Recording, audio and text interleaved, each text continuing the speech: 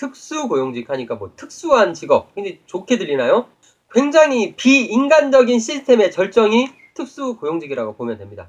실제 형태는 회사에 고용된 것처럼 일을 하고 있는데도 불구하고 사실은 그런데도 법적으로는 어떻게 돼 있냐면 사업자인 거죠. 짧게 얘기하면요, 직원의 신분에서 개인 사업자의 신분으로 바뀐 거예요. 사업자가 된 거예요. 개인 사업자. 그렇지만 실제로는 직원이었을 때 하는 일과 똑같아요. 사업자로 되어 있기 때문에 노동자 자체를 만들 수도 없습니다. 책을 간단히 읽어보도록 할게요. 특수고용직은 실제로는 노동자가 분명하지만 고용 형태가 특수해서 노동자로 인정받지 못하는 직업을 말한다. 기업이 자기 이익을 위해 사용한 꼼수로 직원에서 개인 사업자로 신분을 바꿔버리면서 생긴 직종이다. 특수고용직에는 레미콘 및 화물운송 노동자, 택배기사도 포함됩니다. 보험 모집인, 골프장 경기보조원, 캐디라고 얘기하죠. 학습지 교사, 텔레마케터, 방송사 작가, 퀵서비스 기사 등이 있다. 특수고용직 노동자는 법적으로 소사업주나 위탁계약자로 되어 있기 때문에 근로기준법이나 노동조합법의 보호를 받지 못한다. 이렇게 개인사업자로 분류되면 법원은 단체행동의 권리를 인정하지 않고 공정거래법이나 약관법 같은 경제법으로 해결하라고 판결한다. 특수고용직이 처음부터 존재했던 게 아니란 말이에요. 레미콘이나 화물 운송 노동자들도 옛날에는 그 회사에 소속된 직원이었어요. 그러니까 차량을 회사가 소유하고 있었던 거죠. 근데 지금은 어떠냐? 차량을 개인이 소유하고 있습니다. 물론 이 소유한 차를 알고 보면 대부분은 굉장히 비싼 값에 대출을 받아서 차를 산 경우가 굉장히 많죠. 회사 직원이 아닌 개인 사업자로 등록이 되어 있고요. 그럼 신분이 바뀌었으니까 하는 일이 달라졌을까? 똑같습니다. 그럼 뭐가 달라졌냐? 회사는 이익밖에 없어요. 수수료 떼어가죠. 4대 보험도 회사가 아닌 개인이 들어야 되지. 퇴직금 줄 필요도 없죠. 일하는 데들은 각종 비용 개인이 부담한단 말이에요. 즉 개인 입장에서는 임금을 비롯한 모든 근무 상황이 굉장히 열악해진 거죠. 레미콘 노동자의 상황을 알려주는 책, 오준호 작가님이 쓴 노동자들의 변호사 일부를 제가 잠깐 읽어보도록 하겠습니다. 레미콘 기사는 과거에는 직접 고용 관계였다가 위탁 계약직으로 전환된 경우다. 원래는 사업주가 레미콘 차량을 소유하고 있었는데 노동자에게 소유권을 이전시키면서 독립시키고 레미콘 기사는 다시 차량 소유권을 회사에게 신탁, 지입하는 방식으로 근로 형태가 만들어진다. 즉, 차량 소유자인 레미콘 기사는 차량을 회사가 정한 용도로만 써야 하며 회사와 운송계약을 맺고 운송량과 운송거리에 비례해서 정해진 수수료를 받는다.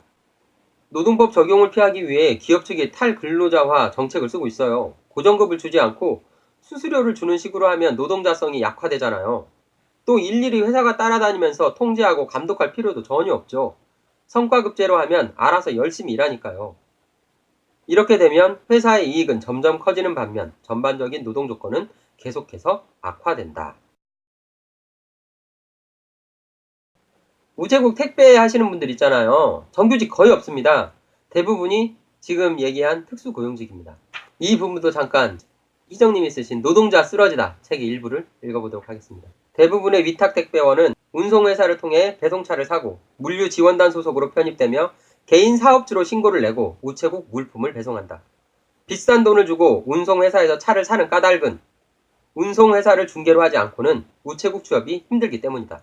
한마디로 뻥튀기 된 차량 비용은 취업 수수료다. 운 좋게 기존에 소유한 개인차 일을 시작한다 해도 우체국 배송차 모양으로 도색을 해야 한다. 운송회사는 차를 웃돈 받고 팔아 좋고 우체국은 관리비 들이지 않고 천여 명의 택배 운송 노동자를 부리니 좋다.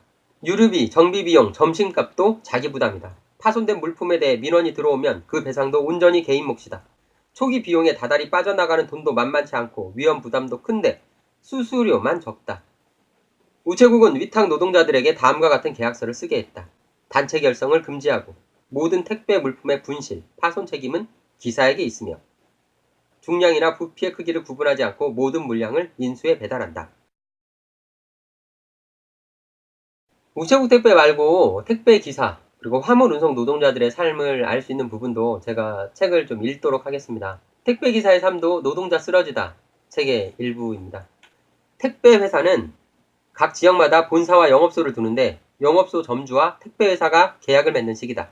영업소에서 물품을 받는 택배기사는 택배회사 본사나 영업소 소속이 아니다. CJ, 로젠, 대한, 현대택배 등 수두룩한 대기업들이 택배 사업에 손을 대고 있지만 이들의 물품을 배송하는 택배 노동자들은 영세한 영업소와 불안한 계약을 맺고 있다. 대한통운만 해도 꽤 많은 수의 직고용 노동자들이 있었다. 하지만 2008년 금호아시아나그룹이 대한통운을 인수한 뒤 대부분의 택배기사들은 개인사업주로 계약을 해야 했다.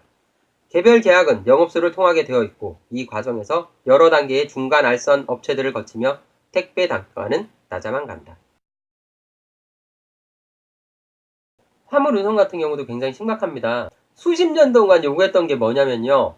표준 요율제 도입이에요. 수수료 때는 표준 요율을 정확히 정해라 이겁니다. 근데 그걸 안 정하고 있죠. 제 책에 인용한 벼랑이의 꿈들 일부를 읽어보도록 하겠습니다. 화물운송 노동자의 삶. 알선업체 수수료는 관례적으로 5%다. 관례적으로 5%라는 거잖아요. 그러니까 25만 원이면 10%가 25,000원이니까 5%면 12,500원이어야 된단 말이에요.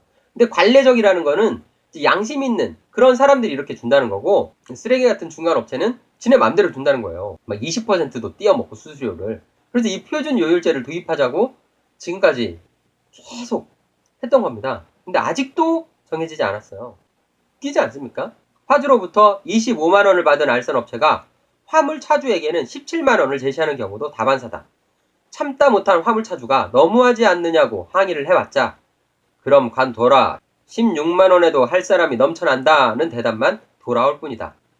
게다가 다음부터 아예 일거리를 소개해주지 않는다. 알선업체의 횡포는 들쑥날쑥인 수수료뿐만이 아니다. 이것뿐만이 아니에요. 이거 읽어보면 더 가관입니다. 1톤 트럭에 정량의 2배를 실으라는 무리한 요구를 할 때도 있고 선불을 받고도 화물차주에게 몇 달 후에 요금을 지급할 때도 있다. 항의를 하면 바로 일거리를 주지 않는 보복으로 응대한다. 우리가 너희를 먹여 살리는데 시키는 대로 해야지 무슨 말이 많으냐는 게 알선업체의 기본 태도다. 대형 알선업체에게 화물차주들은 자기들 마음대로 부릴 수 있는 하수인일 뿐이다. 정부가 화물연대를 노동조합으로 인정하지 않는 이유는 화물차주들이 말 그대로 차를 소유한 사장이기 때문이다. 특수고용직이라는 거죠.